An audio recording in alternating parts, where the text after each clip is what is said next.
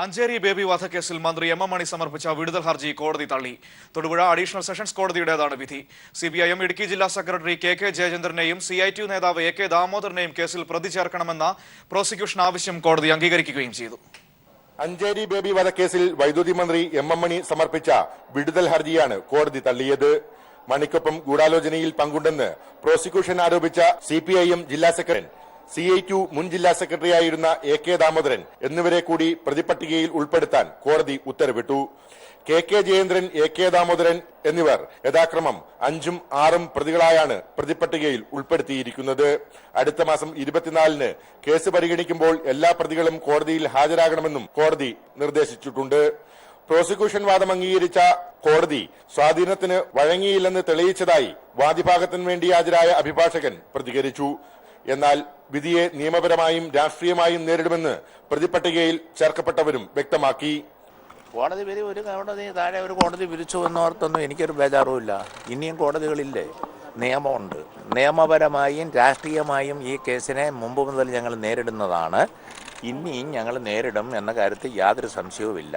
കോടതി വിധി എന്ന് പറയുന്നത് അതിന്റെ വിശദാംശം ഞാൻ കണ്ടില്ല. കണ്ടതിന് ശേഷം മാത്രമേ അതിന്റെ വിശദാംശങ്ങൾ പറയാൻ കഴിയുള്ളൂ. എന്തായാലും കോടതിയുടെ വിധിക്ക് അപ്പീൽ കൊടുക്കും. അതിനെതിരായ വിധിയെ ഉപരികോടതിയിൽ ചോദ്യം ചെയ്യും. കോടതിയെ ഞങ്ങൾ സമീപിക്കും. 2012-ൽ എം എം മണി നടത്തിയ മണക്കാട് പ്രസംഗത്തെ തുടർന്നുണ്ടായ കേസിലാണ് സുപ്രധാന വിധി ഉണ്ടായത്. News bureau, Idukki. അതേസമയം കോടിയേരി ബാലകൃഷ്ണന്റെ കൂടി പ്രതികരണ വിഷയത്തിൽ വന്നിരിക്കുന്നു. ഈ കേസ് ഇപ്പോഴുണ്ടായതല്ല. നേരത്തെ മണി മത്സരിച്ചപ്പോൾ തന്നെ സത്യവാങ്മൂലത്തിൽ ഇക്കാര്യം ചൂണ്ടിക്കാട്ടിയിരുന്നു. വിചാരണ പൂർത്തിയാകും വരെ ആരും കുറ്റവാളിയാകുന്നില്ലെന്നും അദ്ദേഹം പറഞ്ഞിരിക്കുന്നു. ദിൽജിത്ത് തൃശ്ശൂരിൽ നിന്നും നൽകും വിവരങ്ങൾ. ദിൽജിത്ത്, ഏതൊക്കെ കാര്യങ്ങളാണ് കോടിയേരി ഇതുമായി ബന്ധപ്പെട്ട് പറഞ്ഞത്? മനു, അഞ്ചേരി ബേബി വധക്കേസിലെ കോടതി വിധിയുടെ പശ്ചാത്തലത്തിൽ എം എം മണി മന്ത്രിസ്ഥാനം രാജിവെക്കേണ്ടതില്ല എന്നാണ് CPIM സംസ്ഥാന സെക്രട്ടറി കോടിയേരി ബാലകൃഷ്ണൻ വാർത്താ സമ്മേളനത്തിൽ വ്യക്തമാക്കിയത്. തെരഞ്ഞെടുപ്പിൽ മത്സരിക്കുമ്പോഴും MLA ആകുമ്പോഴും മന്ത്രിയായി സത്യപ്രതിജ്ഞ ചെയ്യുമ്പോഴും എല്ലാം തന്നെ മണി ഈ കേസിന്റെ പ്രതിപട്ടികയിൽ ഉണ്ടായിരുന്നു.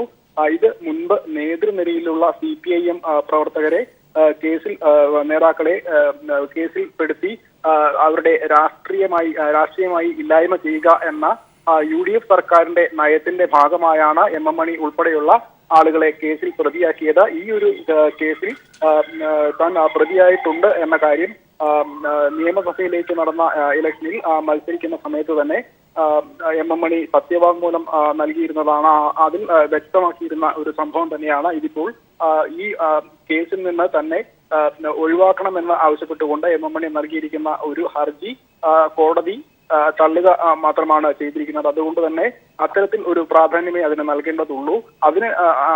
അതിനുമപ്പുറം അനാവശ്യമായി ഇത് വീണ്ടും ചർച്ചയിലേക്ക് കൊണ്ടുവന്ന പുതിയ ഒരു കേസ് മന്ത്രി എം എം മണിക്കെതിരെ വന്നിട്ടുണ്ട് എന്നൊരു ധാരണ പൊതുസമൂഹത്തിൽ വരുത്തി തീർക്കുകയും അനാവശ്യ ചർച്ചകളിലേക്ക് നയിച്ചുകൊണ്ട് ഈ ഒരു കോടതി വിധിയെ രാഷ്ട്രീയമായി വിനിയോഗിക്കാനുള്ള വളച്ചൊടിക്കാനുള്ള ഒരു നീക്കവും നടക്കുന്നതായി കോടിയേരി ആരോപിച്ചു. അത്തരത്തിലുള്ള നീക്കങ്ങൾ നടപ്പാവില്ല എന്നും അദ്ദേഹം പറയുന്നുണ്ട്. അതോടൊപ്പം ഇത്തരത്തിൽ ഈ ഒരു തൊടുപുഴ സെഷൻസ് കോടതിയുടെ വിധി വന്നിരിക്കുന്നു. അത്തരത്തിൽ ഈ ഒരു ഈ കേസിന്റെ നിയമവശങ്ങൾ പരിശോധിക്കുന്നതിനായി നിയമ വിദഗ്ധരുമായി കൂടിയാലോചന നടത്തുമെന്നും കോടിയേരി ബാലകൃഷ്ണൻ തൃശ്ശൂരിൽ പറഞ്ഞു. ശരി, ദിൽജിത്താണ് തൃശ്ശൂരിൽ നിന്നും വിവരങ്ങൾ നൽകിയത്. അഞ്ചേരി ബേബി വധക്കേസിൽ വിടുതൽ ഹർജി തള്ളിയ സാഹചര്യത്തിൽ എം എം മണി മന്ത്രിസ്ഥാനം രാജിവെക്കണമെന്ന് VM സുധീരനും രമേശ് ചെന്നിത്തലയും ആവശ്യപ്പെട്ടു. അദ്ദേഹം അധികാരത്തിൽ തുടരുന്നത് ഒട്ടും ശരിയല്ല. എത്രയും വേഗത്തിൽ തന്നെ മന്ത്രിസ്ഥാനം രാജിവെക്കണം. രാജിവെച്ചില്ലെങ്കിൽ അദ്ദേഹത്തെ മന്ത്രിസഭയിൽ നിന്നും പുറത്താക്കാൻ മുഖ്യമന്ത്രി തയ്യാറാകണം. അദ്ദേഹത്തിന്റെ വിടുതൽ ഹർജി തള്ളിയതിന്റെ അടിസ്ഥാനം അദ്ദേഹം പ്രതിയാണിപ്പോൾ വിചാരണ നേരിടാൻ പോകും. സംസ്ഥാന മന്ത്രിസഭയിലെ ഒരു മന്ത്രി കൊലക്കേസിൽ വിചാരണ നേരിടുമ്പോൾ, പ്രതിയായി വിചാരണ നേരിടുമ്പോൾ എങ്ങനെ അദ്ദേഹത്തിന് ആ സ്ഥാനത്ത് തുടരാൻ കഴിയും? മുഖ്യമന്ത്രി അടിയന്തരമായി അദ്ദേഹത്തെ ഒന്നുകിൽ മന്ത്രിസഭയിൽ നിന്ന് പുറത്താക്കണം, അല്ലെങ്കിൽ അദ്ദേഹത്തിന്റെ രാജി വാങ്ങണം. സഹകരണ ബാങ്കുകൾക്കും തനിക്കെതിരെ ഉയർന്ന കുപ്രചരണങ്ങൾക്ക് മറുപടിയുമായി മന്ത്രി കടകംപള്ളി സുരേന്ദ്രൻ. സഹകരണ ബാങ്കുകളുടെ കാര്യത്തിൽ ഏത് അന്വേഷണത്തെയും സർക്കാർ നേരിടും. സംസ്ഥാനത്തെ സഹകരണ ബാങ്കിൽ നിന്നും 1 രൂപയുടെ കള്ളപ്പണം പോലും കണ്ടെത്തിയിട്ടില്ല. തന്റെ പേഴ്സണൽ സ്റ്റാഫ് അംഗമായിരുന്ന ശ്രീവത്സനുമായി ബന്ധപ്പെട്ട് ഉയർന്ന വിവാദങ്ങൾ അടിസ്ഥാനരഹിതമാണെന്നും കടകംപള്ളി വ്യക്തമാക്കി.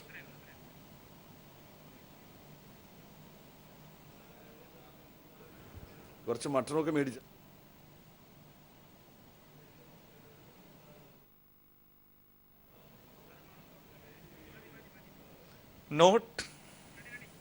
നോട്ട് പ്രതിസന്ധി തുടരുന്ന സാഹചര്യത്തിൽ സമരപരിപാടികൾ ചർച്ച ചെയ്യാൻ ഈ മാസം 27-ന് പ്രതിപക്ഷ പാർട്ടികൾ യോഗം ചേരും.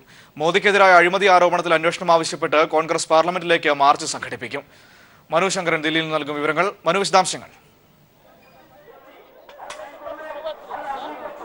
ഈ മാസം 30-നകം നോട്ട് പ്രതിസന്ധി അവസാനിക്കുമെന്നും നോട്ട് നിയന്ത്രണം കുറയ്ക്കാനാകുമെന്നുമാണ് സർക്കാർ അറിയിച്ചിരുന്നത്. പക്ഷേ ആവശ്യത്തിന് ഇപ്പോഴും ബാങ്കുകളിൽ നോട്ട് എത്തിച്ചിട്ടില്ല എന്നാണ് SBI വ്യക്തമാക്കിയിട്ടുള്ളത്.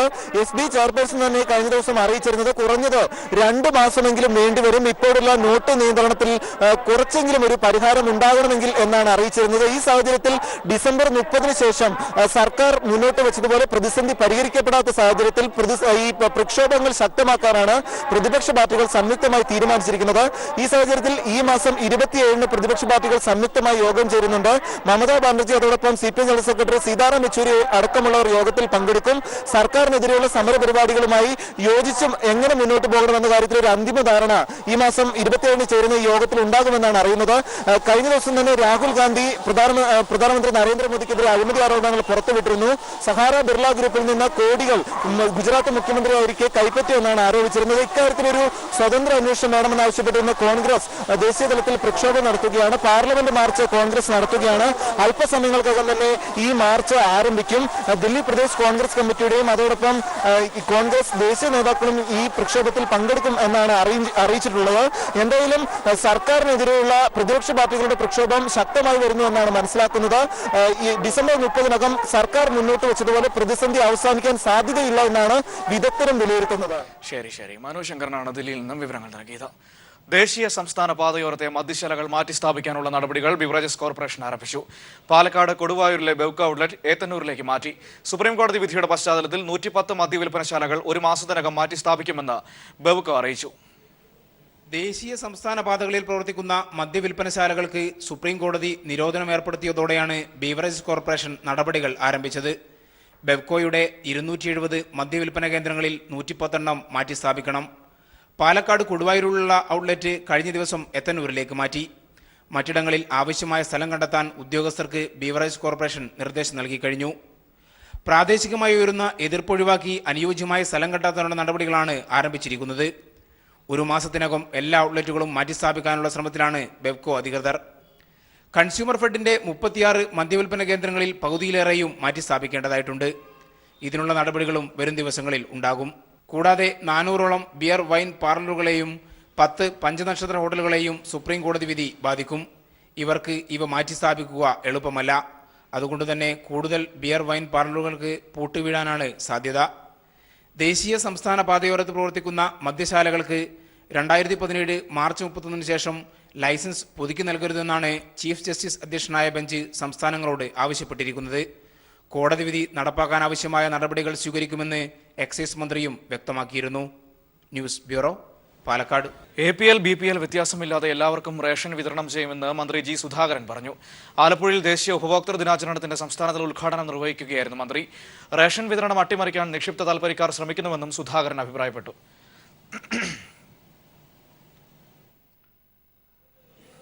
ഗൾഫ് നാടുകളിൽ സാമ്പത്തിക പ്രതിസന്ധി മൂലം ജോലി നഷ്ടപ്പെടുന്നവർക്ക് ആശ്വാസ പദ്ധതികൾ പ്രഖ്യാപിച്ച് മുഖ്യമന്ത്രി പിണറായി വിജയൻ. ജോലി നഷ്ടപ്പെടുന്നവർക്ക് ബദൽ ജോലി കണ്ടെത്തുന്നതുവരെ 6 മാസത്തെ ശമ്പളം നൽകുമെന്നും പ്രവാസികൾക്ക് സർക്കാരിന്റെ നേതൃത്വത്തിൽ ജോബ് പോർട്ടൽ ആരംഭിക്കുമെന്നും മുഖ്യമന്ത്രി പറഞ്ഞു. ദുബായിൽ മലയാളി സമൂഹം ഒരുക്കിയ സ്വീകരണ യോഗത്തിൽ സംസാരിക്കുകയായിരുന്നു അദ്ദേഹം. ഗൾഫ് നാടുകളിൽ തൊഴിൽ നഷ്ടപ്പെടുന്നവർക്ക് ഒട്ടേറെ സഹായങ്ങൾ പ്രഖ്യാപിച്ച മുഖ്യമന്ത്രി പിണറായി വിജയൻ ജോലി നഷ്ടപ്പെടുന്നവർക്ക് മറ്റൊരു ജോലി കിട്ടുന്നതുവരെ സാമ്പത്തിക സഹായം നൽകുമെന്നും പറഞ്ഞു. ബദൽ തൊഴിൽ കിട്ടുന്നതുവരെ, തൊഴിൽ നഷ്ടപ്പെട്ട് ബദൽ തൊഴിൽ കിട്ടുന്നതുവരെ താൽക്കാലിക സഹായം എന്ന നിലയിൽ 6 മാസത്തെ ശമ്പളം തൊഴിൽ നഷ്ട സുരക്ഷ എന്ന നിലക്ക് നൽകാൻ ശ്രമിക്കും. ജോലി കിട്ടും വരേക്കുള്ള അടിയന്തര സാമ്പത്തിക ആവശ്യങ്ങൾ നേരിടാനാണ് ഇത് ചെയ്യുക. അതോടൊപ്പം തന്നെ ഇതര ആനുകൂല്യങ്ങളൊന്നും ഇല്ലാത്ത വ്യക്തിയാണെങ്കിൽ ഗൾഫിൽ ജോലി ചെയ്ത ഓരോ വർഷത്തിനും ഓരോ മാസത്തെ ശമ്പളം എന്ന രീതിയിൽ നൽകാനാകുമോ എന്ന് പരിശ്രമിക്കും.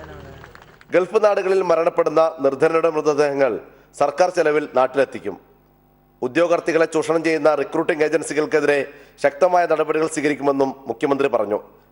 ജയിലുകളിൽ കഴിയുന്ന മലയാളികൾക്ക് നിയമസഹായം നൽകാൻ അഭിഭാഷക പാനൽ രൂപീകരിക്കുമെന്നും മുഖ്യമന്ത്രി സ്വീകരണ യോഗത്തിൽ പറഞ്ഞു. ദുബായ് ആംഫി തിയേറ്ററിൽ നടന്ന സ്വീകരണ യോഗം UAE Indian ambassador Navdeep Singh Suri ഉദ്ഘാടനം ചെയ്തു. സാംസ്കാരിക, സാമൂഹിക, വാണിജ്യ മേഖലകളിലെ നിരവധി പ്രമുഖർ ചടങ്ങിൽ സംബന്ധിച്ചു. T Jamaluddin, Dubai. പ്രവാസ ലോകത്തെ വാണിജ്യ വ്യവസായ രംഗത്തെ പ്രതിഭകൾക്കായി കൈരളി TV ഏർപ്പെടുത്തിയ അവാർഡുകൾ സമ്മാനിച്ചു.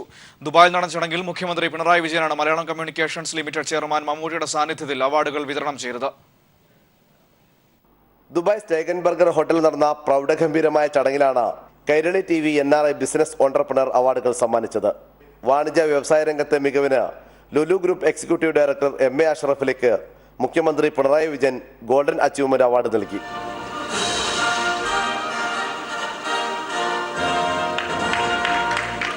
സ്പെഷ്യൽ അച്ചീവ്മെന്റ് അവാർഡിന് അർഹനായ universal hospital managing director doctor Shabeer നെല്ലിക്കോടും മുഖ്യമന്ത്രിയിൽ നിന്ന് അവാർഡ് ഏറ്റുവാങ്ങി. Joy Alukkas group executive director John Paul Alukkas, ഖത്തറിലെ Behzad group managing director JK Menon, Fathima group CEO Sameer Sulaiman എന്നിവരാണ് യങ് ഓൺട്രപ്രണർ അവാർഡുകൾ നേടിയത്. ബിസിനസ് എക്സലൻസ് അവാർഡുകൾക്ക് അർഹരായ സൗദിയിലെ വേൾഡ് സ്ക്വയർ ഫുഡ്സ് ആൻഡ് ബിവറേജസിന്റെ സാരഥികൾ Mubeer Khalid, Shaheer Maqsood, Doha city exchange CEO Sharaf P Hameed, Doha SVP chartered accounts managing partner Shajeev Aliyakhath, UAE Al Nasser group CEO Varghese Panakkal എന്നിവരും അവാർഡുകൾ ഏറ്റുവാങ്ങി. Malayalam communications limited chairman Mammootty award ദാന ചടങ്ങിൽ അധ്യക്ഷത വഹിച്ചു. Malayalam communications managing director John Brittas ആമുഖ പ്രഭാഷണം നടത്തി. Award jury chairman doctor Ravi Pillai, അംഗങ്ങളായ സുധീർ കുമാർ ഷെട്ടി, ഐസക് ജോൺ പട്ടാണിപ്പറമ്പിൽ, മുഖ്യമന്ത്രിയുടെ principal secretary Nalini Netto, Malayalam communications director VK Ashraf, Kairali TV middle east news and programmes director EM Ashraf, middle east marketing general manager S Ramesh തുടങ്ങിയവർ ചടങ്ങിൽ സംബന്ധിച്ചു. News bureau, Dubai. UAPA KAAPA നിയമങ്ങൾ സംസ്ഥാന സർക്കാർ അംഗീകരിക്കുന്നില്ലെന്ന് മുഖ്യമന്ത്രി. പോലീസ് സംസ്ഥാന സർക്കാരിന്റെ നിയന്ത്രണത്തിലല്ലെന്ന വിമർശനങ്ങൾ മുഖ്യമന്ത്രി തള്ളിക്കളഞ്ഞു. സർക്കാരിന്റെ നിയന്ത്രണത്തിലല്ലെന്ന വിമർശനത്തെ തള്ളിക്കളഞ്ഞ മുഖ്യമന്ത്രി പോലീസിനെതിരെ ഉയർന്ന വിമർശനങ്ങൾ പരിശോധിക്കുമെന്ന് പറഞ്ഞു. പോലീസിന്റെ പ്രവർത്തനങ്ങളെക്കുറിച്ച് സാധാരണഗതിയിൽ ഉയരുന്ന പ്രശ്നങ്ങൾ അത് പരിശോധിക്കാനുള്ള സംവിധാനം ഗവൺമെന്റിനുണ്ട്. അത് ആരുന്നയിച്ചാലും പരിശോധിക്കും. അത് നിങ്ങൾ ഉന്നയിച്ചാലും പരിശോധിക്കൂ, ഇനി മറ്റേതെങ്കിലും രാഷ്ട്രീയ നേതാവ് ഉന്നയിച്ചാലും പരിശോധിക്കും. അഴിമതിക്കെതിരെ യാതൊരുവിധ വിട്ടുവീഴ്ചയുമില്ല. കാപ്പയും UAPAയും രാഷ്ട്രീയ എതിരാളികൾക്കെതിരെ ഉപയോഗിക്കരുത്. ഞങ്ങള് ജനാധിപത്യ അവകാശങ്ങൾ ഒരു തരത്തിലും നിഷേധിക്കാൻ പാടില്ല എന്ന ശക്തമായ അഭിപ്രായത്തിൽ നിൽക്കുന്നതാണ്. അതുകൊണ്ട് തന്നെ രാഷ്ട്രീയ പ്രതിയോഗികൾക്കെതിരെ കാപ്പ ഉപയോഗിക്കുക, അതിനോട് ഒരു തരത്തിലും യോജിക്കാനാവില്ല. UAPAയോട് നേരത്തെ തന്നെ വിയോജിപ്പ് ഞങ്ങൾ പ്രകടിപ്പിച്ചിട്ടുണ്ട്. എന്നാൽ ഒരു പ്രശ്നമുള്ളത്, ചില തീവ്രവാദ കേസുകൾ വരുമ്പോൾ ആ തീവ്രവാദ കേസുകളുമായി ബന്ധപ്പെട്ടവരെ അറസ്റ്റ് ചെയ്യുമ്പോൾ അതിന്റെ ഭാഗമായി സ്വാഭാവികമായി തന്നെ UAPA വരുന്നുണ്ട്. People TV, Gulf bureau. ഇന്ത്യയിൽ ഉപഭോക്തൃ നിയമം നടപ്പിലാക്കിയിട്ട് 3 പതിറ്റാണ്ട് പൂർത്തിയാകുമ്പോഴും ഉപഭോക്തൃ ഫോറങ്ങളുടെ പ്രവർത്തനങ്ങൾ കാര്യക്ഷമമല്ലെന്ന് വിവരാവകാശ രേഖകൾ. 3 മാസത്തിനകം തീർപ്പ് കൽപ്പിക്കണമെന്നിരിക്കെ നിരവധി പരാതികളാണ് വർഷങ്ങളായി തീർപ്പാകാതെ കെട്ടിക്കിടക്കുന്നത്. ഉപഭോക്താവിന്റെ അവകാശങ്ങൾ സംരക്ഷിക്കുന്നതിനായി 1986 ഇന്ത്യയിൽ ഉപഭോക്തൃ നിയമം നടപ്പിലാക്കി തുടങ്ങിയത്. രാജ്യം ഇന്ന് ദേശീയ ഉപഭോക്തൃ ദിനമായി ആചരിക്കുമ്പോൾ ഇതുവരെയുള്ള ഉപഭോക്തൃ ഫോറങ്ങളുടെ പ്രവർത്തനങ്ങൾ കാര്യക്ഷമമല്ല എന്നാണ് വിവരാവകാശ രേഖകൾ തെളിയിക്കുന്നത്. ദേശീയ സംസ്ഥാന കമ്മീഷനുകളിലും ജില്ലാ ഫോറങ്ങളിലുമായി 45,66,475 പരാതികൾ ലഭിച്ചതിൽ 4,385 ഇപ്പോഴും തീർപ്പ് കാത്തു കിടക്കുന്നുണ്ട്. പരാതികളിൽ 90 ദിവസത്തിനകം നടപടി സ്വീകരിക്കണമെന്നിരിക്കെ ഈ പരാതികളിൽ മിക്കതും വർഷങ്ങളായി കെട്ടിക്കിടക്കുന്നവയാണ്. Advocate DB Binu. ഉപഭോക്തൃ ഫോറങ്ങൾ ജനങ്ങളുടെ കോടതികളാണ്. അത് സമയബന്ധിതമായി തീർപ്പാക്കിയാൽ മാത്രമേ അതിൻ്റെ ഗുണം ജനങ്ങൾക്ക് ലഭ്യമാകൂ, ആ നിയമത്തിൻ്റെ ലക്ഷ്യം സാർത്ഥകമാകൂ. വർഷങ്ങൾ കഴിഞ്ഞിട്ടും നീതിക്ക് വേണ്ടി കാത്തിരിക്കുന്ന അവസ്ഥ ഇപ്പോഴും ഉപഭോക്തൃ കോടതികളുടെ മുമ്പിൽ കാണാൻ കഴിയും. ഈ അവസ്ഥയാണ് ഉപഭോക്താക്കളെ കോടതികളിൽ നിന്നും ഒഴിവാക്കുന്നതിൻ്റെ അല്ലെങ്കിൽ അകറ്റുന്നതിന്റെ പ്രധാനമായ കാരണം. മറ്റു സംസ്ഥാനങ്ങളുമായി താരതമ്യം ചെയ്യുമ്പോൾ കേരളത്തിലെ ഉപഭോക്തൃ ഫോറങ്ങളുടെ പ്രവർത്തനം മെച്ചപ്പെട്ടതാണ്. സംസ്ഥാന കമ്മീഷനിൽ 28,948 പരാതികൾ ലഭിച്ചതിൽ 2,222 ഇനി തീർപ്പ് കാത്തിരിക്കുന്നത്. News bureau, Kochi. General pictures ഉടമയും ചലച്ചിത്ര നിർമ്മാതാവുമായ അച്ചാണി രവി എന്ന രവീന്ദ്രൻ നായരെ കുറിച്ചുള്ള ഡോക്യുമെന്ററിയുടെ ആദ്യ പ്രദർശനം തിരുവനന്തപുരത്ത് നടന്നു. ഭാരത് ഭവനിൽ നടന്ന രവി കലയും ജീവിതവും എന്ന ഡോക്യുമെന്ററിയുടെ പ്രദർശനോദ്ഘാടനം മന്ത്രി കടകംപള്ളി സുരേന്ദ്രൻ നിർവഹിച്ചു. തിരസ്കാരത്തിന്റെ ഈ യുഗത്തിൽ ഒരു ജ്വാലാഗോപുരം പോലെ ഉയർന്നു നിൽക്കുന്ന ഒരു മനുഷ്യന്റെ ജീവിതരേഖയാണ് ഇവിടെ വരഞ്ഞു വീഴുന്നത്. ആദ്യകാല സിനിമാ നിർമ്മാതാവ് കൂടിയായ കൊല്ലംകാരനായ അച്ചാണി രവി എന്ന രവീന്ദ്രൻ നായരെ പുതിയ തലമുറയ്ക്ക് പരിചയപ്പെടുത്തുക എന്ന ലക്ഷ്യത്തോടെയാണ് രവി കലയും ജീവിതവും എന്ന ഡോക്യുമെന്ററി ഒരുക്കിയിട്ടുള്ളത്. അന്വേഷിച്ചു കണ്ടെത്തിയില്ല തുടങ്ങി അടൂർ ഗോപാലകൃഷ്ണന്റെ വിധേയൻ വരെ നിർമ്മിച്ചത് അച്ചാണി രവി എന്ന കലാകാരനായിരുന്നു. ജനറൽ പിക്ചേഴ്സിന്റെ ബാനറിലാണ് രവീന്ദ്രൻ നായർ ചിത്രങ്ങൾ ഒരുക്കിയിരുന്നത്. പുരോഗമന കലാസാഹിത്യ സംഘം സംഘടിപ്പിച്ച ഡോക്യുമെന്ററി പ്രദർശന പരിപാടി മന്ത്രി കടകംപള്ളി സുരേന്ദ്രൻ ഉദ്ഘാടനം ചെയ്തു. Pukasa general secretary professor V N Murali അധ്യക്ഷത വഹിച്ച ചടങ്ങിൽ സ്വാമി ഗുരുരത്നം ജ്ഞാനതപസ്വി കാനായി കുഞ്ഞിരാമൻ, മഹേഷ് പഞ്ചു, ഡോക്ടർ കെ ഓമനക്കുട്ടി, വിനോദ് വൈശാഖി എന്നിവർ സംബന്ധിച്ചു. ബിജു വി എസ് തിരുമുല്ലാവാരമാണ് രവി കലയും ജീവിതവും എന്ന ഡോക്യുമെന്ററിയുടെ സംവിധായകൻ. News bureau, Thiruvananthapuram. ഇപ്പോൾ എം എം മണി കൊച്ചിയിൽ ഒരു പരിപാടിയിൽ പങ്കെടുത്ത് സംസാരിക്കുകയാണ്. തത്സമയം. ഇന്ത്യയിൽ ഒരു സംസ്ഥാനവും നമ്മളെപ്പോലില്ല. ആരെന്തെല്ലാം പറഞ്ഞാലും ശരി, ഏത് കാര്യത്തിലും ചരിത്രത്തിൽ ആദ്യമായി കമ്മ്യൂണിസ്റ്റുകാരൻ സഖാവ് EMS നമ്പൂതിരിപ്പാടിന്റെ നേതൃത്വത്തിൽ ഗവൺമെന്റ് തെരഞ്ഞെടുപ്പിൽ കൂടി അധികാരത്തിൽ വന്നത് ഈ കേരളത്തിലാണ്, അല്ലേ? വിദ്യാഭ്യാസ നിയമം കൊണ്ടതും ഭൂമിൽക്കണ നിയമം കൊണ്ടതും എല്ലാം ഈ കേരളത്തിൽ, ഇന്ത്യയിൽ ഒരിടത്ത് കൊണ്ടുവരാത്ത നിയമങ്ങളാണ് EMSന്റെ ഗവൺമെന്റ് കൊണ്ടുവന്നത്. 67 EMS രണ്ടാമത് വീണ്ടും വന്നതും ഈ കേരളത്തിലാണ്. ആ ഗവൺമെന്റ് സ്വീകരിച്ച സാമൂഹ്യ സുരക്ഷിതത്വ നടപടികളെല്ലാം ആർക്കും മറക്കാൻ കഴിയില്ല. സമ്പൂർണ്ണ അതുപോലെ തന്നെ പ്രിയപ്പെട്ടവരെ, നമ്മൾ സമ്പൂർണ്ണ വൈദ്യുതീകരണം ഇപ്പോൾ പ്രഖ്യാപിച്ചിരിക്കുകയാണ്. അതൊരു മഹത്തായ കാര്യമാണ്. ഇന്ത്യയിൽ ഒരു സംസ്ഥാനത്തും നടക്കുകയില്ലാത്ത കാര്യമാണ് നമ്മൾ ഏറ്റെടുക്കാൻ പോകുന്നത്. സമ്പൂർണ്ണ സാക്ഷരത യജ്ഞം പ്രഖ്യാപിച്ചത് നായനാരുടെ ഗവൺമെൻറ്റാണ്. നിങ്ങൾ ഓർമ്മിക്കുന്നത്, ജനകീയ ആസൂത്രണം എന്ന് പറയുന്ന ഒരു പുതിയ വികസന കാഴ്ചപ്പാട് മുന്നോട്ട് വെച്ചത് ഈ ഇടതുപക്ഷത്തിൻ്റെ വിജയമാണ്. അതുകൊണ്ട് തന്നെ പ്രിയപ്പെട്ടവരെ, എന്തെല്ലാം കാര്യങ്ങളിൽ ഇന്ത്യയിൽ ഒരു ഭരണാധികാരിക്ക് ചെയ്യാൻ കഴിയാത്ത കാര്യങ്ങളാണ് ഇവിടെ ഈ കേരള സംസ്ഥാനത്ത് 957 മുതൽ ഇടതുപക്ഷ ഗവൺമെന്റുകൾ, കമ്മ്യൂണിസ്റ്റുകാരുടെ ഗവൺമെന്റുകൾ ഇവിടെ സാക്ഷാത്കരിച്ചത്. അതിൽ ഏറ്റവും അവസാനത്തെ ഗവൺമെന്റാണ് പ്രിയമുള്ളവരെ, സഖാവ് പിണറായി വിജയൻ നയിക്കുന്ന ഇന്നത്തെ ഈ ഗവൺമെന്റ് പ്രഖ്യാപിച്ചിരിക്കുന്നു. 1, വൈദ്യുതി ഇല്ലാത്തവൻ കേരളത്തിൽ ഉണ്ടാവാൻ പാടില്ല. 2, വീടില്ലാത്തവൻ കേരളത്തിൽ ഉണ്ടാവാൻ പാടില്ല. 3, ജലസ്രോതസ് എല്ലാം സംരക്ഷിക്കും. 4, മാലിന്യമുക്തമായ ഒരു കേരളം പടുത്തുയർത്തും. 5, ജൈവ കൃഷി വികസിപ്പിച്ചുകൊണ്ട് ഇവിടെ രോഗത്തിൽ നിന്നും എങ്ങനെ തെല്ലെങ്കിലും ആശ്വാസം പകരാൻ കേരള സമൂഹത്തിന് കഴിയും. ഈ നിലയിൽ ഒരു മഹത്തായ സന്ദേശമാണ്. അതുകൊണ്ട് നിങ്ങളെ കാണാൻ കഴിഞ്ഞ അതിയായ സന്തോഷമുണ്ടെന്ന് അറിയിച്ചുകൊണ്ട്, എനിക്കാണ് ഒരുപാട് പരിപാടിയാണ് ഇനിയും കിടക്കുകയാണ് പരിപാടി. അത് ഞാൻ ദീർഘമായി പ്രസംഗിക്കുന്ന ആളാണെന്ന് നിങ്ങൾക്കറിയാം. പക്ഷേ എനിക്ക് വ്രതശുദ്ധിയുടെ 41 ദിവസത്തിന് പരിസമാപ്തി കുറിച്ച് ശബരിമല മണ്ഡലപൂജയ്ക്കായി ഒരുങ്ങി. 25-ന് തങ്കയങ്കി ചാർത്തിയുള്ള ദീപാരാധനയും 26-ന് മണ്ഡലപൂജയും നടക്കും. ഉച്ചയ്ക്ക് 12-നും 12:30-നും ഇടയിലുള്ള മുഹൂർത്തത്തിലാണ് മണ്ഡലപൂജ. 41 ദിവസത്തെ മണ്ഡലകാലത്തിന് പരിസമാപ്തി കുറിച്ചുള്ള മണ്ഡലപൂജ 26-ന് നടക്കും. ഉച്ചയ്ക്ക് 12-നും 12:15-നും ഇടയിലുള്ള മുഹൂർത്തത്തിലാണ് മണ്ഡലപൂജ. മണ്ഡലപൂജയ്ക്ക് മുന്നോടിയായുള്ള എല്ലാ ഒരുക്കങ്ങളും സന്നിധാനത്ത് പൂർത്തിയായി വരുന്നു. തന്ത്രി ഖണ്ഡര് രാജീവർ. മണ്ഡലപൂജ ഈ ഡിസംബർ 26-ാം തീയതി ഉച്ചയ്ക്ക് 12-നും 12:15-നും ഇടയിലാണ് നടക്കുന്നത്. അതിന് മുന്നോടിയായിട്ടുള്ള ഒരുക്കങ്ങളൊക്കെ ആരംഭിച്ചു കഴിഞ്ഞു. ഡിസംബർ 25-ന് തിരുവിതാംകൂർ മഹാരാജാവ് നടക്കി വെച്ച തങ്കയങ്കി ചാർത്തി ദീപാരാധന, അതൊരു വിശേഷാൽ പൂജ തന്നെയാണത്. 22-ന് ആറന്മുളയിൽ നിന്നും തിരിച്ച തങ്കയങ്കി ഘോഷയാത്ര നാളെ പമ്പയിൽ എത്തിച്ചേരും. തുടർന്ന് സന്നിധാനത്തെത്തിക്കുന്ന തങ്കയങ്കി ചാർത്തിയുള്ള ദീപാരാധന നടക്കും. 26-ന് രാവിലെ 10 മണിയോടെ മണ്ഡലപൂജയ്ക്കുള്ള ചടങ്ങുകൾ ആരംഭിക്കും. അന്നേ ദിവസം ഉച്ചയ്ക്ക് മണ്ഡലപൂജയ്ക്ക് ശേഷം രാത്രി ഹരിവരാസനം പാടി നടയടയ്ക്കും. തുടർന്ന് മകരവിളക്ക് പൂജകൾക്കായി 30-ന് വൈകിട്ട് 5 മണിക്ക് നട വീണ്ടും തുറക്കും. News bureau, Sabarimala.